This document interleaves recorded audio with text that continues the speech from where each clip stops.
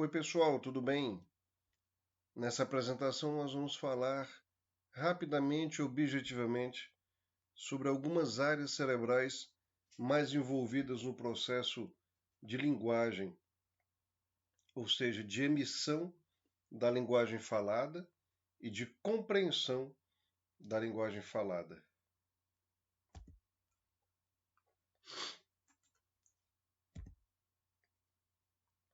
Lembrando sempre a figura de Wilder Penfield, que foi um neurocirurgião, um neurocientista, figura central no mapeamento cerebral. Ele reuniu o que havia de conhecimento clínico anterior à sua atuação e acrescentou conhecimento que ele adquiria com a estimulação de estruturas durante cirurgias. E a gente vê nesse desenho dele já aqui a representação da área da fala que ele tinha trazido como conhecimento desde a época de Paul Broca, na segunda metade do século XIX, e de Carl Wernicke, alemão também na mesma época. Broca, francês, Wernicke, alemão. Então, como é que as áreas envolvidas na linguagem foram estabelecidas, foram descobertas? Por meio de um método que serviu em grande parte para mapear o cérebro, quando não havia ainda exame de imagem, ressonância funcional, métodos que empregam alta tecnologia. Por meio de estudo de casos de pacientes que chegavam com determinado déficit, determinada limitação para uma função neural e com uma lesão em uma estrutura que podia ser identificada, detectada. Ou seja, paciente com uma deficiência neurológica X, uma lesão na estrutura Y, portanto, nessa estrutura Y é que se processa essa função neurológica deficiente. E o Broca estabeleceu então a área da emissão da linguagem falada. Ele atendeu um paciente, acompanhou durante alguns anos o senhor Le Borgne, na França, que tinha preservadas a maioria das outras funções neurológicas, mas tinha incapacidade de fluência no discurso, de emitir a linguagem falada. Então, Broca estabeleceu a área de emissão da fala no giro frontal inferior. E a experiência foi mostrando que a área da fala, tanto da emissão quanto da recepção da linguagem verbal, estão à esquerda, predominantemente, no hemisfério cerebral esquerdo. Há algumas exceções, nós vamos ver mais para frente. Mas na grande maioria das pessoas, a área da emissão da linguagem verbal está, portanto, no giro frontal inferior, mais precisamente nas porções opercular e triangular, do lado esquerdo.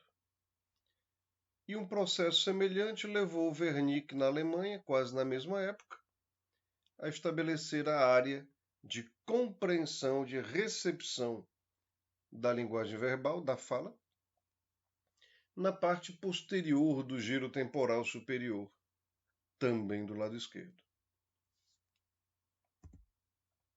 Então, em um esquema, eu terei aqui a área de Broca, emissão da linguagem falada, e a área de Wernicke, compreensão da linguagem falada. Algumas pessoas utilizam o termo área motora da fala, já que é de emissão, é, portanto, uma ação ativa, né? A emissão da fala, portanto, área motora da fala. E a área de Wernicke para compreensão. Estipulou-se também a existência desse fascículo, fascículo arqueado, que une as duas áreas para que possa haver coerência no discurso, por exemplo, em uma conversação, em que você escuta alguma coisa, compreende a linguagem falada e conecta com a área de emissão da fala para que haja coerência entre aquilo que você compreende e aquilo que você fala. A tecnologia, sobretudo os exames de imagem e a ressonância funcional, possíveis a partir do final do século XX, mostraram que a realidade está muito próxima ao que Broca e Wernicke estabeleceram. Não é obrigatório que em todo indivíduo seja exatamente no mesmo lugar a área ativada, quando se emite linguagem ou quando se compreende a linguagem, mas a região é aquela mesma que eles apontaram ainda no século XIX. Bom, esse conhecimento é interessante, mas para os médicos, para os profissionais da área da saúde, para os neurologistas, para os psicólogos, para os neuropsicólogos, é importante conhecer os distúrbios da linguagem. E um transtorno da linguagem de origem neural eu chamo de afasia. Por exemplo, uma lesão na área de Broca, como a que teve o senhor Le Borgne, eu chamarei de afasia.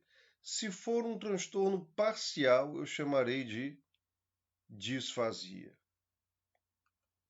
É diferente de uma disartria, em que eu tenho dificuldade de emitir a linguagem, mas não por uma lesão central, mas por uma incapacidade de articular as palavras. E é também diferente de disfonia.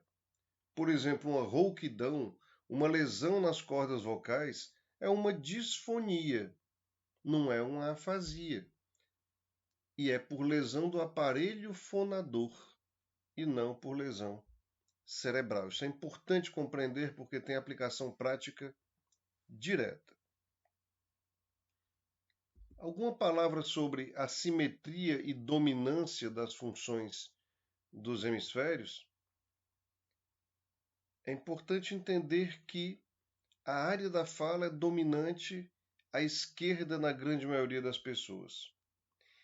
E também a função motora é dominante à esquerda na maioria das pessoas, por isso a maioria das pessoas é destra. Movimenta com mais facilidade, escreve com o lado direito, justamente porque a área motora dominante é à esquerda, e pela decussação das pirâmides nós sabemos que o controle motor é cruzado. Hemisfério esquerdo controla o lado direito, que tem mais destreza, por isso mesmo é o nome, na maioria das pessoas. Mas em 70% daquelas pessoas que utilizam mais a função motora do lado esquerdo, o hemisfério dominante para a linguagem continua sendo o esquerdo. E dos 30% restantes, em 15% a dominância para a linguagem é bilateral e somente em 15% você tem a linguagem à direita. Ou seja, conclusão, na grande maioria das pessoas, a linguagem é dominante, sim, do lado esquerdo, então até prova em contrário. A área de Broca e a área de Wernicke do lado esquerdo, a fala do lado esquerdo, tanto a emissão como a compreensão. Entendendo as diferentes funções das áreas corticais relacionadas à linguagem, a gente compreende também que pode haver tipos diferentes de afasia, tipos diferentes de dificuldade de fala com origem neural. Então, se eu tiver uma lesão exclusiva na área de Broca, eu não terei fluência do discurso. Porém, eu compreenderei a linguagem verbal, porque a área de Wernicke, teoricamente, está preservada. Já uma lesão na área de Wernicke, o contrário. Aqueles pensamentos que eu mesmo elaborar, eu posso falar de maneira fluente. Existe fluência do discurso, porém eu não compreendo. Em uma afasia global, ou seja, todas as áreas lesadas,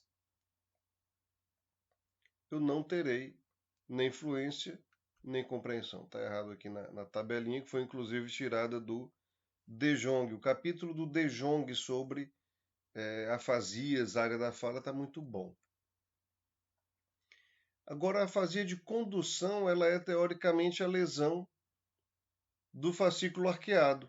Então, eu terei fluência do discurso, área de Broca preservada, terei compreensão, área de Wernicke preservada, mas eu não terei condição de repetir aquilo que eu escuto, porque a comunicação entre as duas áreas está perturbada por lesão do fascículo arqueado. Um outro tipo interessante de afasia é a afasia transcortical. Pode ser dividida em motora, sensorial ou mista. Na afasia transcortical, eu posso até ter preservação da área de Broca, da área de Wernicke e do fascículo arqueado, mas eu tenho lesão das áreas superiores do córtex que vão elaborar e definir o conteúdo que eu quero emitir. Então, se eu tenho uma afasia transcortical motora, por exemplo, eu até tenho a área de Broca preservada, mas eu não consigo fazer o conteúdo elaborado na minha área pré-frontal, por exemplo, chegar à área de Broca para ser emitida. Então, é um assunto bastante interessante, bastante complexo, cada região com a sua participação, e a gente recomenda, então, a leitura, por exemplo, do livro Exame Neurológico de Jong para poder consolidar esse conhecimento. Então, uma conversa bem objetiva sobre as áreas corticais relacionadas à linguagem. Espero que tenham aproveitado. Está aqui os vários canais de comunicação que a gente deixa à disposição. Se houver alguma dúvida, a gente tem o maior prazer em debater, em discutir, em achar soluções. Um grande abraço e até a próxima oportunidade.